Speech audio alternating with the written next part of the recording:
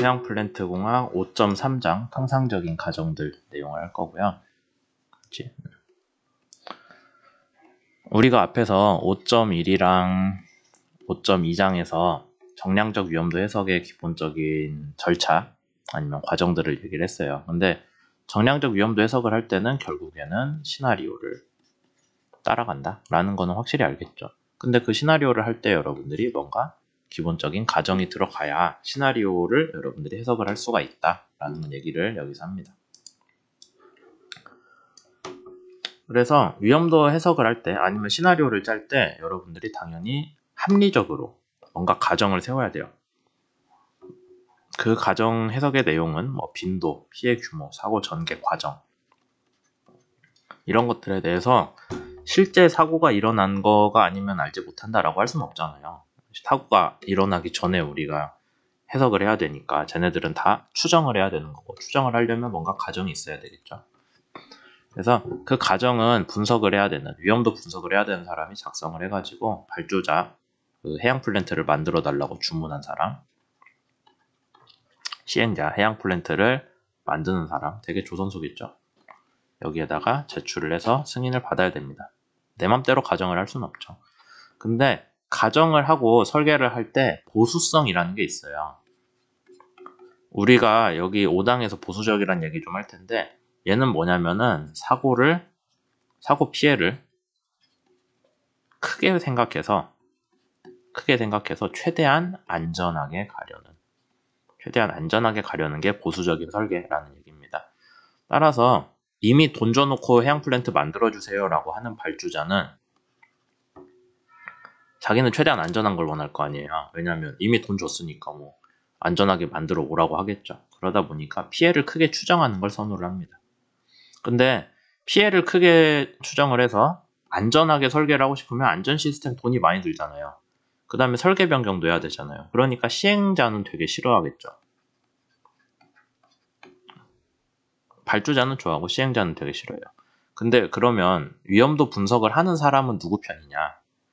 위험도 분석을 하는 사람들은 자기네들이 위험도 분석을 해서 이거 위험한데요 설계 변경하세요 라고 했을 때 그 돈 자기가 내는 거 아니거든요.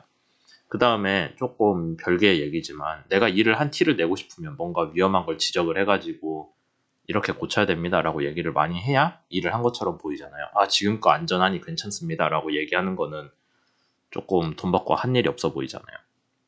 그래서 분석하는 사람도 보수적인 가정을 내기가 쉽습니다. 따라서 시행자랑 발주자, 분석자 서로 누가 보수적인 가정을 선호하냐라는 거는 여러분들이 전체적으로 이해를 할 수가 있겠죠. 이제 가정에 대해서 좀 더 얘기를 할 텐데 우선은 사건의 발생 빈도 먼저 얘기를 할 겁니다. 우리가 해양 플랜트 관련해서 얘기를 했을 때 제일 많이 나오는 게 화재, 폭발이었죠. 얘네들은 뭐의 문제라고 했어요? 누출이 됐을 때. 그럼 누출이 어디서 나오냐? 당연히 배관이나 장치를 통해 나옵니다. 배관은 그냥 파이프예요. 그래서 파이프 길이가 길수록 유출이 날 확률이 큽니다. 파이프 자체가 뭐 부식이 된다거나 아니면은 파손이 된다거나 그래서 유출이 나겠죠. 따라서 누출의 빈도는 어떤 가정을 하냐? 단위 길이당 연간 발생 빈도로 계산을 합니다. 배관 자체는요. 그 다음에 배관에 여러 가지 장치가 붙잖아요. 걔는 장치 하나당 누출 발생 빈도가 되는데 배관 요소에서 플랜지라고 해서 이렇게 배관끼리 서로 맞닿아서 결합하는 그런 부대 시설이 있거든요. 시설까지는 아니죠. 부대 부품 뭐 그런 것들. 밸브도 보면은 요동이 흐르는데 이쪽에 밸브를 추가로 달잖아요. 그래서 밸브도 하나의 장치로 봐요. 플랜지도 하나의 장치로 봐요. 플랜지가 많이 있으면은 유출이 날 확률이 커집니다. 따라서 플랜지랑 밸브는 원래는 배관 설계할 때 끼워 넣긴 하지만은 얘네도 하나의 장치로 본다라는 거고 이런 배관 시스템에서 누출의 크기는 빈도에 반비례해요. 그러니까 큰 누출은 잘 안 일어나고 작은 누출은 크게 일어난다. 우리가 충분히 그렇게 가정할 수 있죠. 그거는 로그 정규 분포라는 분포 양상을 따르도록 모델링을 한다라는 거죠. 그렇게 가정을 한다는 얘기입니다. 빈도에 대해서 조금 더 뭐 고민을 하자면은 점화 확률 같은 거. 점화원은 되게 전기 장비에서 스파크 아니면은 정전기거든요. 뭐 이런 것들이 얼마나 발생할지 그런 것들 확률도 계산을 하고요. 그 다음에 폭발 확률 같은 거는 아까 누출 더하기 스파크 점화원 이게 하면은 이제 폭발이 일어나는 거잖아요. 근데 누출이 오래 지속돼서 가스가 많이 퍼진 상태에서 점화가 돼야 폭발이고 누출되자마자 불이 붙었으면은 화재가 된다 했죠.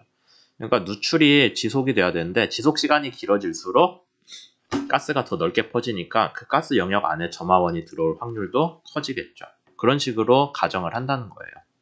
그 다음에 화재 확률 같은 거는 아까 폭발이었고요. 화재 확률 같은 거는 가스가 누출되자마자 바로 불이 붙어서 화염이 생기는 거기 때문에 이때는 비상차단 시스템이 화재의 발생 빈도에 영향을 주지는 못할 거다라고 가정을 해요. 근데 폭발 확률 같은 거는 한번 누출이 됐어요. 근데 가스 감지기가 얘를 찾았어요. 그래서 가스 경보 하면은 비상정지를 하거든요, 시스템이. 비상정지를 하면 아까 배관이 깨져서 가스가 나오고 있었는데 비상정지에서 여기 밸브를 닫아요. 그럼 가스 누출이 멈추잖아요. 비상정지 시스템이 제대로 움직이면은 가스 누출도 막고요. 그 다음에 전기 장비에서 스파크가 튀는 건데 전기 장비도 다 멈추거든요. 그러니까 점화원 개수도 줄어들어서 비상정지 시스템은 폭발 확률은 낮춰요. 얘가 제대로 작동했다면. 근데 화재는 가스가 누출되자마자 바로 불이 붙는 거기 때문에 비상정지랑은 상관이 없다. 그러니까 비상정지를 한 다음에 화재가 이미 발생한 게 점차 줄어드는 거는 뭐 영향을 줄 수 있는데 비상정지 시스템이 있다고 해서 화재 확률이 변하는 건 아니다라는 그런 얘기를 하고 있습니다. 그 외에 뭐 다른 장치나 다른 전기 배관 시스템 고장 같은 것도 빈도가 있겠죠? 이전에 있던 자료를 활용해서 계산을 한다라는 얘기하고 있습니다. 그리고 피해 규모는 어떻게 계산을 하냐? 우리가 주로 보는 거는 사망사고니까요. 사람이 얼마나 죽느냐에 대해서 피해 규모를 가정을 하자면은 이제 업무상 위험도라는 거는 어떤 일을 하는 사람이 얼마나 위험하냐인데 그거는 그냥 지금까지 업계 평균 값들을 기록을 바탕으로 하면 되는데 되게 큰 대형 사고들이 한 번씩 있었어요. 뭐 해양 플랜트가 통째로 불이 나서 그 안에 사람들이 다 사망자가 됐다거나 그런 사고까지 포함하면은 위험도가 좀 크게 계산이 되는 문제가 있습니다. 그러니까 이전의 기록을 바탕으로 지금의 위험도를 가정을 하는데 이전 기록에서 큰 사고들이 있었으면 지금은 나아진 시스템이더라도 위험도를 크게 계산을 하는 그런 문제들이 있겠죠. 그걸 감안을 해줘야 돼요. 그 가정이 옳은지 아닌지를 검토를 좀 해야 됩니다. 그 외에 화재나 폭발으로 인한 사람의 사망 확률 같은 거는 여기 보시는 것 같이 즉각적인 사망 기준도 있을 거고요. 그 다음에 프로빌 함수를 적용해가지고 강도가 크게 조금 금방 노출되면 사람이 죽을 수도 있고 아니면은 강도가 약한데도 오래 노출되면 사람이 죽을 수 있잖아요. 그런 거를 함께 고려하는 피해 규모 해석을 하기도 합니다. 그 다음에 폭발은 한번 꽝 하고 터지는 거기 때문에 뭐 오래 폭발에 노출된다 그런 건 없겠죠. 그냥 강도 자체. 폭발이 크면은 근처에 있던 사람이 죽을 확률이 높다라는 식으로 가정을 하기만 합니다. 그리고 사고 시나리오에 대해서도 우리가 몇 가지 가정이 들어갈 텐데 일반론적으로 보자면 물리적인 원리와 현상을 맞춰야겠죠. 물리적인 원리 중에서 내재적으로 안전해지는 그런 상황들도 고려를 해야 되고요. 안전 시스템 당연히 포함을 해서 사고 시나리오를 짜야 됩니다. 그래서 안전 시스템은 실제로는 위험도를 많이 낮추기 때문에 지금의 안전 시스템이 제대로 반영이 되어 있다면 시나리오에서 위험도를 쓸데없이 높게 평가하는 보수적인 결과가 나올 일이 좀 줄어들겠죠. 다만 안전 시스템도 작동 원리가 있기 때문에 걔네들이 어떤 순서대로 위험도에 영향을 주는지를 제대로 시나리오에 반영을 해야 되고요. 시나리오를 너무 복잡하게 짜지 말고 간단하게 짜는 거를 권장을 합니다. 왜냐하면 간단한 시나리오들끼리 서로 중복되는 상황을 다룰 일이 없으니까 복잡한 시나리오를 짜면은 서로 중복되는 상황들이 생길 수 있거든요. 중간에. 그러면은 위험도가 중복되니까 더 크게 나오겠죠. 그래서 위험도를 너무 쓸데없이 크게 하는 거는 추정하는 것도 좋지 않기 때문에 시나리오는 간단하게 해야 된다라는 얘기를 책에서 하고 있어요. 그래서 5.3장은 여기까지 하고 뒤에 5.4장으로 넘어가겠습니다.